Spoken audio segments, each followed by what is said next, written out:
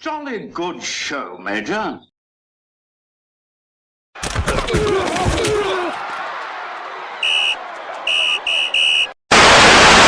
Go up, TDC. Proper conversation. What happened? What happened? First of all, shout out to Mac Main. Fun 2 weeks hating with Mac Main. I hated with Mac Main over the 49er game. And hated with Mac Main over the Steelers game. Fun hate week.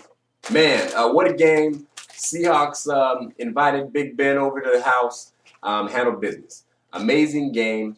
Both quarterbacks went off. Big Ben threw for almost 500 yards, 450-something yards, but it was in a losing effort. A lot of talk being made about, the Seahawks defense giving up so many yards. I think it's all bullshit. They need something to talk about, but really when it comes down to it, Big Ben threw the ball 55 times. If you throw the ball 55 times, you better have damn near 500 yards. That's crazy. 55 is almost 60. Who throws the ball 55 times in a game? That's not normal. No quarterback throwing the ball 25, 28, 30 times in the game is going to throw for 500 yards against us. But if you throw the ball damn near 60 times, you might get close to the 500-yard mark against any defense. So people talking about how the Legion of Boom is not the Legion of Boom anymore. That's hogwash. It's all hogwash. Russell Wilson played his ass off. Russell Wilson, 5 touchdown passes from the pocket. Who says Russell Wilson can't play from the pocket? Anybody? I know somebody said it. Russell Wilson sat in that pocket and diced up the Pittsburgh Steelers defense. Little too short to play football, Russell Wilson played from the pocket. We held down Antonio Brown and what's the dude on the other side? Bryant. When you got guys like in an offense like Pittsburgh, you got 3 receivers who can really 4 when you count the tight end. He ended up leaving with a head injury though. But when you got receivers like that can all get downfield, you have to take away the best ones and then leave the lesser player to try to beat you. Now on Sunday, in the case of Sunday, he almost did. What's his name? Marcus Wheaton. Martavis Bryant got held up. Antonio Brown got held up. 13 attempts to Bryant, 12 attempts to Brown, and neither of them caught half. I think Brown had 6 out of 13, 6 out of 12. Bryant had 5 out of 13. But Wheaton, we held down the 2 best players at third man. He just kept getting the ball. We couldn't hold down everybody, so we held him down. We made one guy try to beat us, and he gave it a hell of a fucking effort, but he fell short. That's the way it's supposed to work. Finally, Seattle wins the game where they won in the turnover category.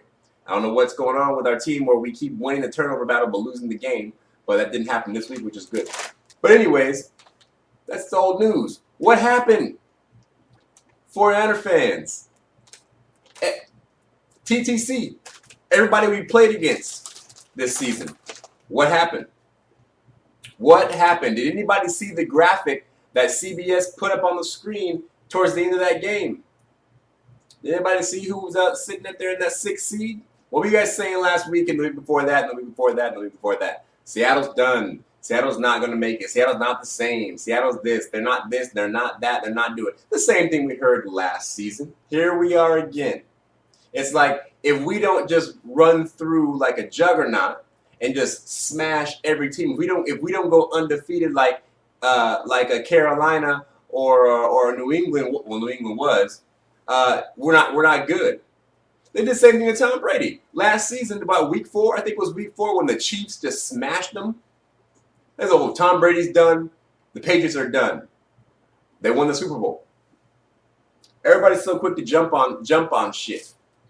Everybody's so quick to jump on shit and not just refuse to just look at the facts. Just look at the facts. Anyways, I could beat a dead horse. Seattle's back in the playoffs. It's right now is concerned. I know the season still has 5 more weeks. A lot of shit can happen in 5 weeks. Things have changed even as of Sunday. We've lost Jimmy Graham. Personally, I think that Jimmy Graham's absence is going to be a positive. Not that Jimmy Graham isn't good. Obviously, he's one of the best at his position. But I do believe we're having a bit of a Percy Harvin effect with Jimmy Graham. Nowhere near to that magnitude. But I think we have a Percy Harvin effect there. We're trying to get him the ball instead of just playing Seahawks football. You saw as soon as Jimmy Graham was gone, the offense just seemed to flow better.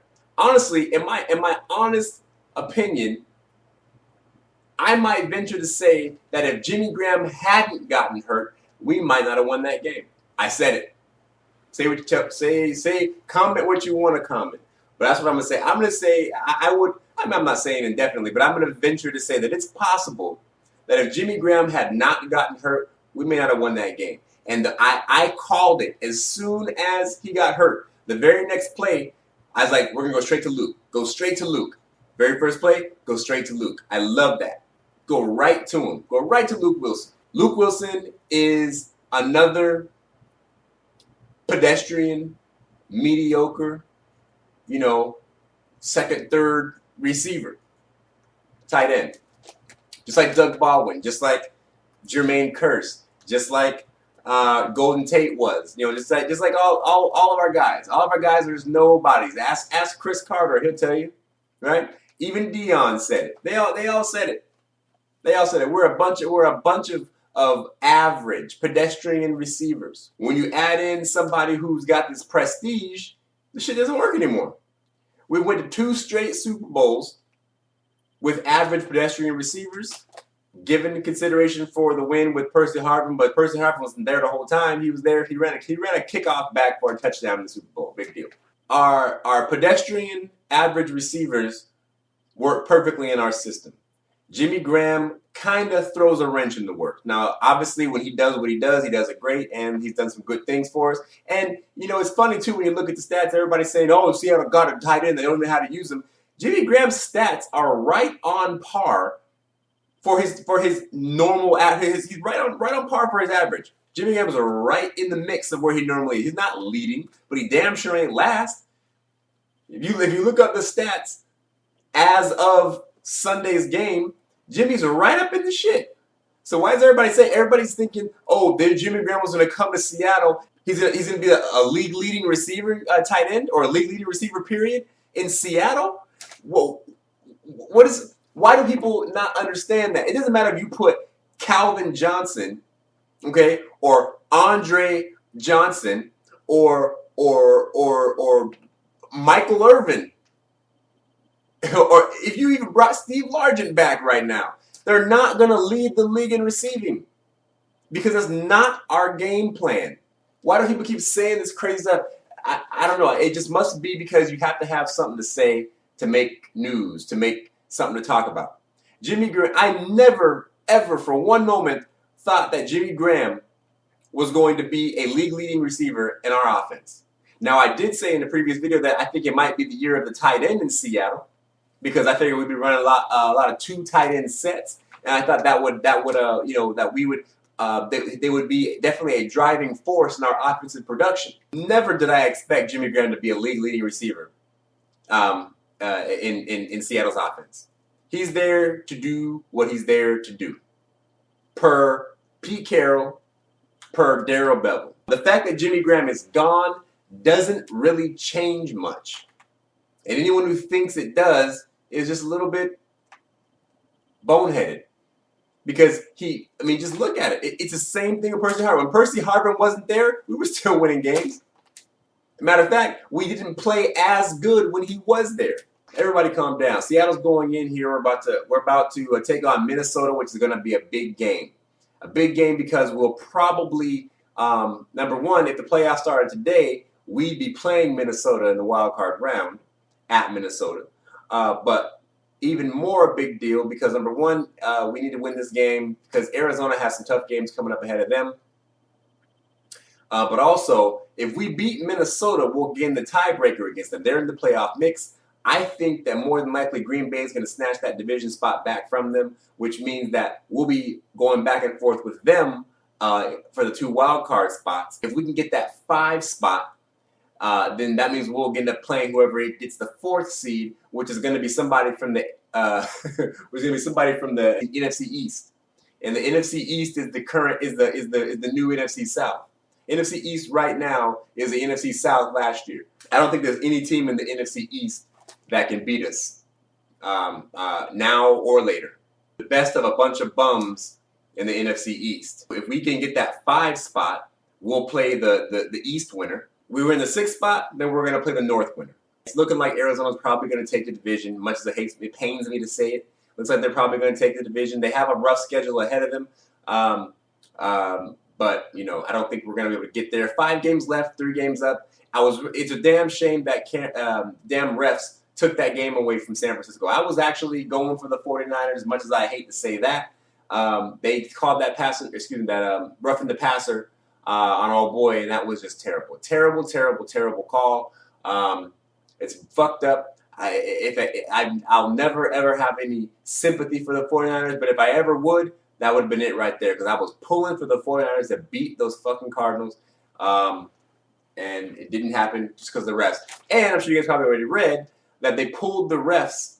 They pulled the refs from a game. I'm not sure if they pulled them to a different game or just pulled them out completely, but that reffing crew, that officiating crew got pulled from a game this Sunday because of what happened in that Arizona 49er game.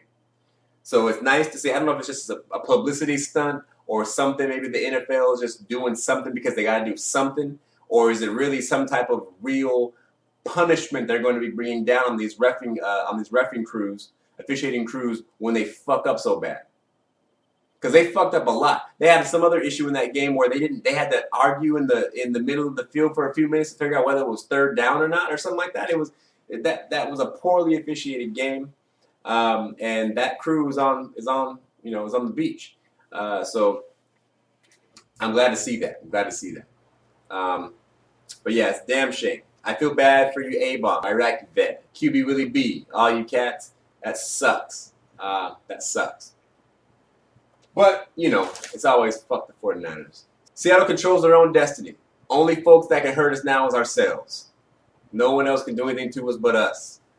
It looks like we're going back to the dance. The schedule is favorable. After Minnesota, the only other game that really worries me, outside of the Arizona game at the end of the season, which might end up being, you know, the way things are looking, that Arizona game may be inconsequential. It won't matter who wins. I don't think that Arizona's going to lose that spot. Hopefully, we'll have at least a game lead on somebody, for the playoff spot by that point. So that game the Arizona game might end up being inconsequential. That's what I'm expecting. The Arizona game won't mean nothing. Won't matter who wins or who loses. It probably won't change anything in the seeding at that point. But that Baltimore game kind of worries me. Baltimore is not a good team, but having to go to the East Coast, that game was supposed to be a night game. It got pulled. It got flexed out of the prime time, so it's going to be a 10 a.m. game. And Seattle don't like that. We don't like that game. We don't like those kind of games where we got to go on the East Coast and play in the morning. Those historically speaking aren't good games for us. If it was going to be the nighttime game, it'd be a different story. But 10 a.m. our time playing football just doesn't seem to work out for us all the time. We're going to be back at the playoffs. We're going to go ahead and take on either East or North. I don't think there's anybody there's nobody in the East that can beat us. If we're playing against the North, having to go up against Green Bay, who already beat us, but Green Bay's not looking as good as but it's Aaron Rodgers, so anyway, it's looking good. I'll be updating this more again. I'll have my Minnesota Viking hate week coming up. I'm coming to get you, Stario. I'm coming for Stario Ravish. Fuck the 49ers. Go Hawks.